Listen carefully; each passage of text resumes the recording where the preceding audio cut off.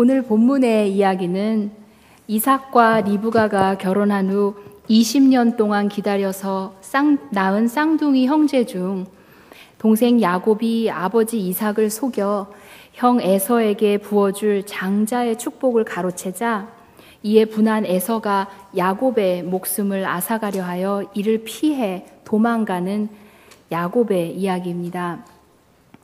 어머니 리브가의 계획대로 야곱이 장자의 축복을 받게 되었지만 나이가 많은 아버지 이삭이 곧 죽고 나면 야곱을 해하려 한다는 에서의 계획을 전해 듣게 됩니다. 그래서 리브가는 야곱을 그녀의 고향 오라버니 라반이 있는 하란의 땅으로 보냅니다. 아버지를 따라 사냥을 하며 들밖에서 생활했던 형 에서와는 달리 이제까지 주로 엄마의 치마폭 안에서 편하다면 편하게, 귀하다면 귀하게 자랐던 야곱에게 하란으로 향하는 이 여정은 어머니의 품을 떠난 고생의 첫 경험, 고생의 시작이기도 했을 것입니다.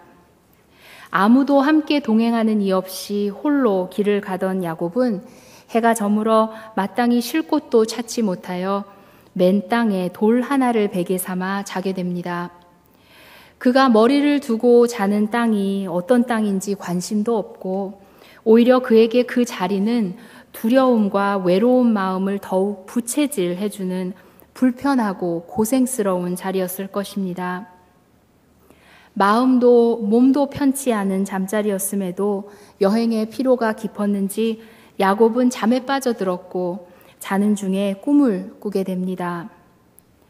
그가 보니 땅에 층계가 있고 그 꼭대기가 하늘에 닿아 있고 하나님의 천사들이 그 층계를 오르락내리락 하고 있었다. 그리고 주님께서 그 층계 위에 서서 말씀하셨다. 나는 주 너희 할아버지 아브라함을 보살펴준 하나님이요 너희 아버지 이삭을 보살펴준 하나님이다. 자신의 행동의 대가로 집을 떠나게 되고 그를 사랑하던 부모, 친지와 친구를 떠나 외롭고 쓸쓸한 길을 가고 있는 그에게 하나님께서는 나는 너희 하나님 아브라함과 이삭의 하나님이다 라고만 하지 않으시고 자신을 너희 할아버지와 아버지를 보살펴준 하나님이다 라고 표현하시며 야곱을 위로해 주십니다.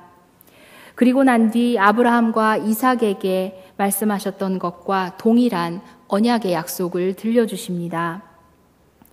내가 지금 누워있는 이 땅을 내가 너와 너희 자손에게 주겠다. 너희 자손이 땅의 티끌처럼 많아질 것이며 동서남북 사방으로 퍼질 것이다. 이 땅 위의 모든 백성이 너와 너희 자손 덕에 복을 받게 될 것이다. 내가 너와 함께 있어서 내가 어디로 가든지 너를 지켜주며 내가 너를 다시 이 땅으로 데려오겠다. 내가 너에게 약속한 것을 다 이루기까지 내가 너를 떠나지 않겠다. 그가 무거운 마음으로 잠을 청하였던 그 자리, 고통과 고생의 그 자리, 혹시라도 후에 잊고 싶은 경험으로 기억될 수 있었던 그 자리가 하나님의 위로하심과 축복의 약속으로 인하여 더 이상 돌과 모래가 가득한 차가운 곳이 아닌 축복의 땅, 그와 그의 후손들에게 주실 귀한 약속의 땅이었다는 것을 깨닫게 됩니다. 비록 차가운 땅의 모래와 돌베개가 따뜻한 이불과 푹신한 베개로 변하지 않았을지라도 나의 마음을 소망으로 채워주시고 나를 지키고 돌보겠다 하신 하나님을 만난 이 경험은 그가 하란에 도착해서 겪게 될 어려운 일들, 그가 아버지가 된 후에 겪게 되는 더 큰 아픔과 고통의 시간 속에 그에게 큰 힘과 소망과 위로가 되었을 것입니다.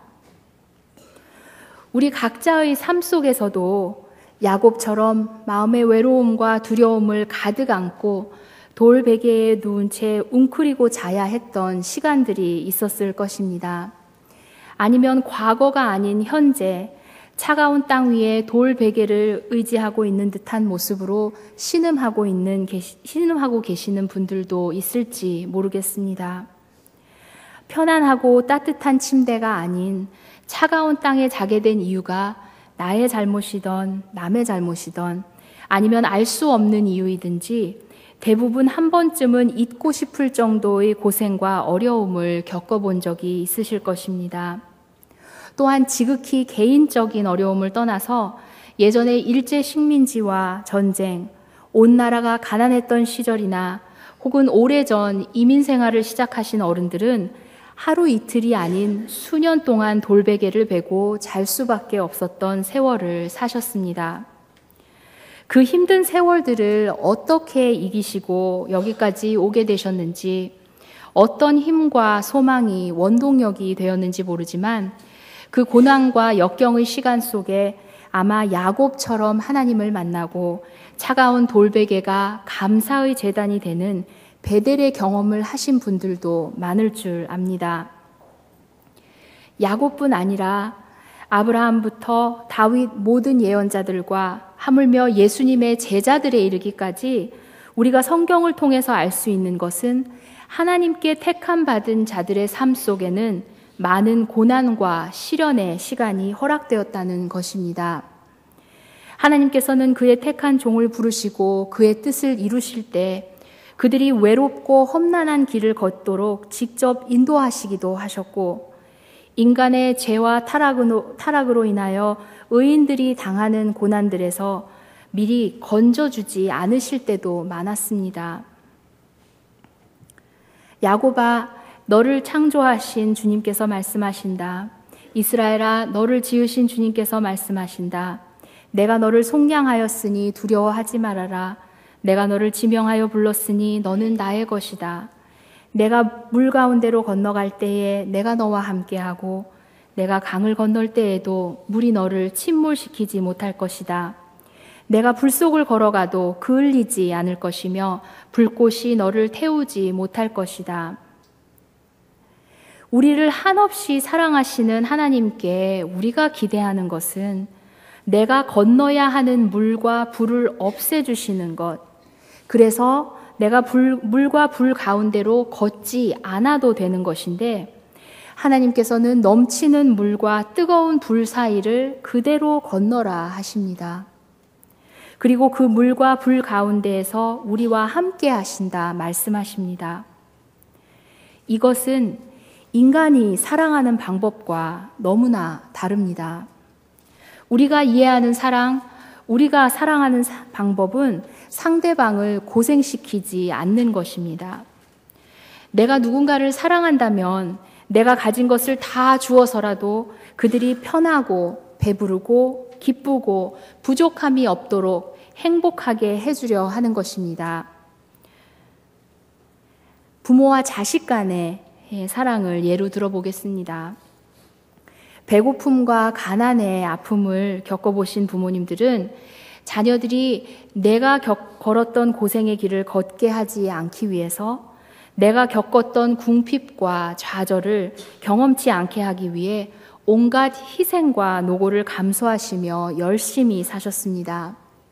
자녀에게 더 좋은 옷, 더 좋은 음식, 더 좋은 교육, 더 좋은 차와 집 등을 제공해 주기를 원하셔서 본인은 헌옷을 입으시고, 또 한국의 어떤 가사에 나와 있는 것처럼 어머님은 짜장면이 싫다고 하셨어 라고 표현된 것처럼 자신은 라면을 드셔도 궁핍함 가운데에서 사랑하는 자녀는 짜장면을 먹이는 삶을 사셨습니다. 그것이 부모의 자녀를 향한 사랑이고 곧 사랑의 표현입니다. 그런데 우리가 서로를 사랑하는 마음과는 비교도 안 되게 더 크고 더 넓고 더 깊은 사랑으로 우리를 사랑하시고 아끼시는 하나님께서는 왜 동일한 방식으로 우리를 사랑하지 않으시는 걸까요? 우리가 물질적으로나 지위적으로나 모든 방면에서 더 부족하고 행복해지기를 바라는 기도를 드려도 적어도 제가 경험하는 하나님 아버지께서는 아예 못 들으신 것처럼 이루어주지 않으시거나 필요한 것을 채워주신다고 해도 정확하게 필요한 만큼 더도 아니고 덜도 아니게 채워주십니다. 우리의 사랑의 표현은 물질과 풍족을 포함하고 있으나 하나님의 저희를 향한 사랑은 고난과 고생이 포함되어 있습니다. 저희 아버지께서는 미시간 주립대에서 오랫동안 캠퍼스 목회를 하셨습니다. 그곳에서 자라면서 저는 유학생들과 가까이 지내면서 생활을 했습니다. 그러다가 대학교에 진학을 하였고 한국 학생들이 거의 없었던 사립학교에서 미국 친구들과 생활하면서 한국과 미국의 정서 중 크게 다른 부분을 접하게 됩니다. 미국의 정서는 대부분 만 18세의 성인이 되면 경제적으로 자립하는 것입니다. 제가 다니던 대학은 사립학교였는데 주로 중산층과 부유층의 학생들이 많이 있었습니다. 친한 친구들 중에는 유명하고 부유한 회사의 CEO 자녀들도 여러 명 있었으나 그들과 빈부의 차이를 느끼며 생활하지 않았습니다. 왜냐하면 그들은 경제적으로 부모님으로부터 자립하고 있었고 그것을 당연하게 여겼으며 어떤 때는 저와 함께 학교 식당에서 그릇을 씻는 아르바이트도 함께 하며 직접 학비와 용돈을 벌었습니다. 부모의 경제적인 배경의 차이는 크지만 친구들과 저 자신은 경제적으로는 비슷한 상황이었기 때문에 서로 아껴 쓰는 생활을 했으며 혹 친구 사이에 빈부의 차이로 주눅이 들거나 상처받는 일은 없었습니다. 제가 미시간 주립대에서 잘 알던 많은 유학생들의 모습과는 참으로 다른 모습이었습니다. 저희 아버님 교회를 다니던 유학생들은 크게 두 부류로 나뉘어져 있었는데요. 부모님께 모든 학비와 생활비를 보조받아서 공부하던 유학생들과 어려운 환경 속에서 스스로 학비를 마련해 와서 굳은 일 마다 않고 생활비를 벌며 힘들게 생활하던 유학생들이었습니다. 그러던 한 해에 IMF가 터졌습니다. 모든 학생들에게 동일하게 일어난 어려움이지만 이 어려운 일이 두 부류의 학생들에게 끼친 영향은 사뭇 달랐습니다. 한국에서 재정을 모두 보조받아 학교를 다니던 유학생들은 그 보조가 끊기게 되자 경제적으로 어려워진 상황을 극복하지 못하고 많이 쓰러지고 망가졌습니다. 반면에 평소 스스로의 힘으로 어떻게든 일하고 아껴 쓰며 생활했던 학생들은 대부분 그 어려운 시간들을 잘 이겨나갔고 학업을 지속했던 것으로 기억합니다. 미국 부모들이 자식을 향한 사랑이 적지 않을 것인데 그들이 자녀들을 경제적으로 독립시키고 또 그러한 환경 속에서 자립하며 생활하는 친구들과 함께 살면서 하나님의 사랑의 방법이 왜 고생과 역경을 포함하고 있는지 조금은 이해하게 되었습니다. 우리가 바라는 만큼 이 세상은 고분고분하지 않아서 인생을 살면서 우리의 뜻대로 컨트롤할 수 있는 것들이 거의 없습니다. 우리가 사랑하는 이들, 특히 사랑하는 자녀나 그 후손들이 고생과 고난을 경험하지 않으며 평안하고 행복하게만 살 수 있기를 소원하지만 그 소원은 바람일 수밖에 없습니다. 쉴 새 없이 변동하는 경제와 정치, 자연재해들과 사건, 사고, 질병들, 우리들이 살고 있는 이 현실은 언제나 고정적이고 안정적인 생활을 보장받기가 힘든 세상입니다. 대학을 진학할 때는 어떤 전공이 미래가 밝고 인기가 많아서 그것으로 정하고 공부했지만 막상 졸업한 후에는 그 반대 상황이 되어 직장을 찾기 어려워지는 일이 다분한 세상입니다. 인간의 죄와 악함으로 인해 하나님께서 원치 않으시는 수많은 고통과 고난의 일들도 언제나 일어나고 있습니다.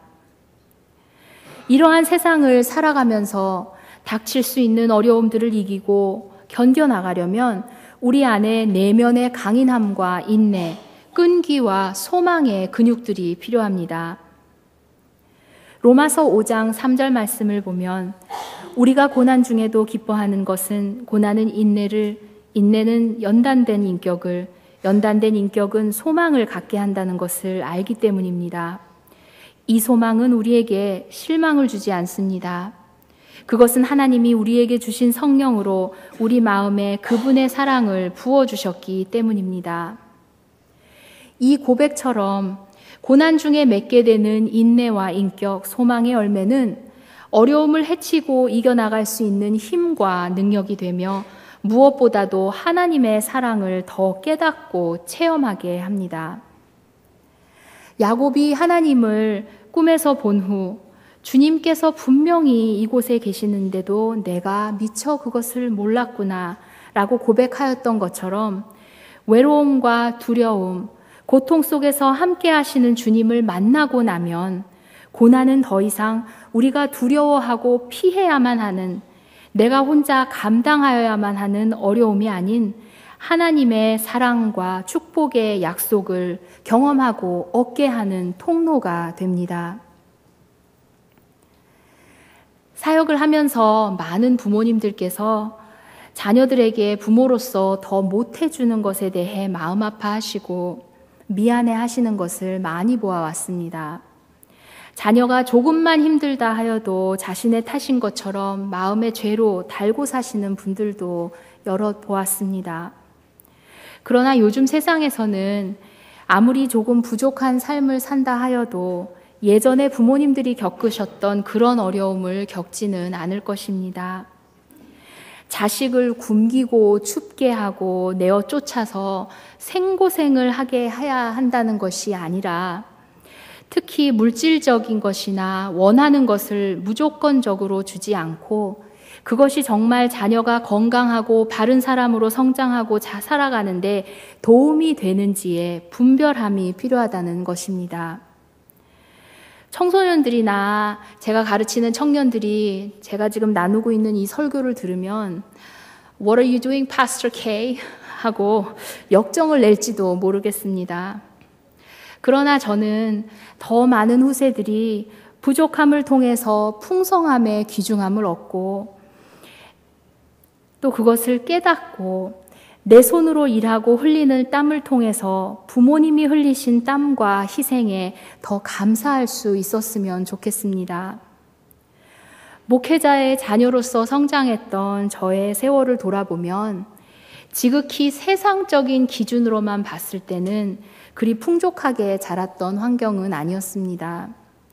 고등학교 시절부터 만 15세가 되면 아르바이트를 할 수 있는 워킹 퍼밋을 얻어서 식당에서 식기를 치우는 버스보이를 하며 용돈을 벌었고 대학에 입학한 후에는 학비와 모든 면에서 경제적으로 자립하는 생활을 시작했습니다.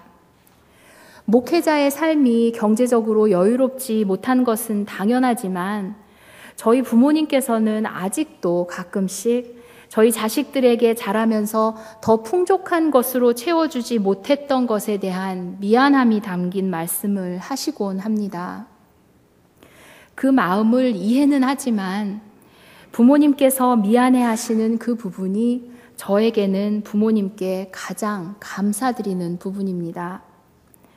살면서 부모님께 무엇보다도 감사한 것은 내가 어려서부터 땀 흘리며 내 스스로 용돈을 버는 노동의 소중함을 배우게 된 것, 대학교 때부터 경제적으로 자립하면서 물질이 있으나 없으나 만족하며 사는 것을 배우는 것, 그리고 무엇보다도 어려움이 있을 때마다 하나님께 온전히 의지하고 하나님을 붙들며 기도하여서 돌베개가 감사의 제단으로 변한 베델의 경험들이 내 삶에 있었던 것이 너무나 감사합니다. 그것은 어떠한 부와 물질로도 얻을 수 없는 가르침이며 나를 세상적으로도 또한 영적으로도 살리는 귀한 열매가 되었다는 것입니다. 주는 사랑보다 줄 수 있지만 주지 않는 것이 더 큰 사랑입니다. 하나님 아버지의 우리를 향한 사랑이 그러합니다.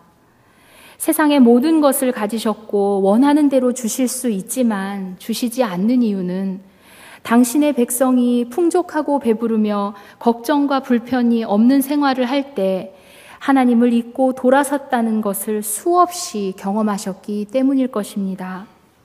그리고 고난과 고생의 시간 속에서 오직 하나님만 하실 수 있는 돌베개를 감사의 제단으로 쌓는 기적의 역사가 우리를 하나님을 하나님으로 믿고 의지하게 할 수 있음을 아시기 때문일 것입니다. 신명기의 말씀을 보면 오늘 내가 당신들에게 전하여 주는 주님의 명령과 법도와 규례를 어기는 일이 없도록 하고 주 당신들의 하나님을 잊지 않도록 하십시오. 당신들이 배불리 먹으며 좋은 집을 짓고 거기에서 살지라도 또 당신들의 소와 양이 번성하고 은과 금이 많아져서 당신들의 재산이 늘어날지라도 혹시라도 교만한 마음이 생겨서 당신들을 이집트 땅 종살이 하던 집에서 이끌어내 주신 당신의 하나님을 잊어버리는 일이 없도록 하십시오. 하나님께서는 그의 백성이 그가 베푸신 축복을 누리면서 하나님을 사랑하고 이웃을 사랑하는 삶을 살기를 바라셨지만 성경의 역사를 통해서도 알듯이 출애굽의 후손들은 풍성함 속에서 하나님을 잊어갔습니다. 우리의 모습도 마찬가지라고 생각합니다. 자식에게 온갖 희생과 헌신으로 모든 것을 다 주어도 언제나 자녀가 부모에게 그만큼의 고마움과 감사함을 알고 합당한 효도를 하지는 않는다는 것입니다. 사랑의 이름으로 풍성히 베푸는 물질이 관계 속에서 그만큼의 신뢰와 믿음과 사랑을 쌓도록 언제나 돕지는 않는다는 것입니다. 가난과 역경의 시대를 겪어오신 부모님들과 선조들의 삶을 땀과 눈물로 인해 맺혀진 열매들, 이러한 것들이 너무나 귀합니다. 어려운 세월을 통해 만들어진 내면의 강인함과 인내와 끈기가 있었기에 이 외국 땅 곳곳 맨 땅 위에 하나님의 교회를 세우시고 이제까지 교회들을 지키고 계십니다. 그래서 그분들께서 겪으신 지난 고난과 고통의 시간들, 가난과 굶주림들의 시간들이 부끄럽지 않습니다. 연약한 세대, weak generation이라고 일컬음을 받는 지금 이 세대에서 자라나는 저희 후세들은 바람이 부는 징조만 느껴도 정신적으로, 감성적으로 푹 쓰러지고 좌절하는 이가 너무 많습니다. 그래서 이 세대는 고생을 사서라도 하는 경험이 필요합니다. 그들은 세상이 주는 천둥과 번개를 감당하기에는 너무나 연약한 모습으로 있을 때가 많습니다. 한 교육 전문가는 The children of today will be hopelessly unprepared for adult life. 지금 자라나고 있는 세대는 인생을 감당할 준비가 되어 있지 않다라고 말합니다. 왜냐하면 힘들 때마다 물질과 오락, 육과 영을 해치는 술과 마약과 타락의 생활로 위안을 얻고 있으며 하나님께서 만드신 창조하신 인간이 그렇게 나약하지 않은데 자신들이 얼마만큼 강인할 수 있으며 시련을 극복할 수 있는 의지와 힘이 그들 안에 잠재하고 있는지 알지 못하며 살아가는 때가 많습니다. 그래서 때로는 그들을 위해 베푸는 사랑보다 베풀 수 있음에도 베풀지 않는 더 큰 사랑의 실천이 필요합니다.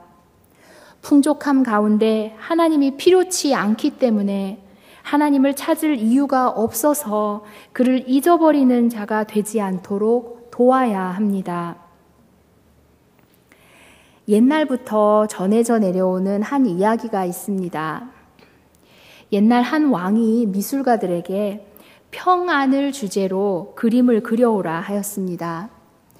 평안을 그림으로 제일 잘 표현한 이에게 큰 상을 주겠다 했고 많은 미술가들이 그림을 그려 왕에게 가져왔습니다. 왕은 그 중에서 가장 마음에 드는 두 그림을 선택합니다. 첫 그림은 조용한 호수의 그림이었습니다. 조용하고 평화로운 호수는 아름다운 산들에 둘러싸여 있었으며 위로는 아름다운 노을의 하늘이 있었습니다. 이 그림을 본 사람들은 모두 이것이 평안이다 라고 생각했습니다. 그리고 두 번째 그림을 보았습니다. 그 그림은 폭풍으로 어두워진 하늘과 천둥 번개가 치고 있었습니다. 그리고 그 밑으로 험한 폭포가 떨어지고 있습니다.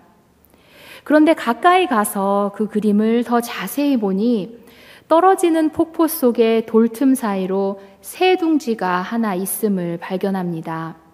그리고 그 새 둥지 안에 엄마 새가 차분히 앉아서 있습니다.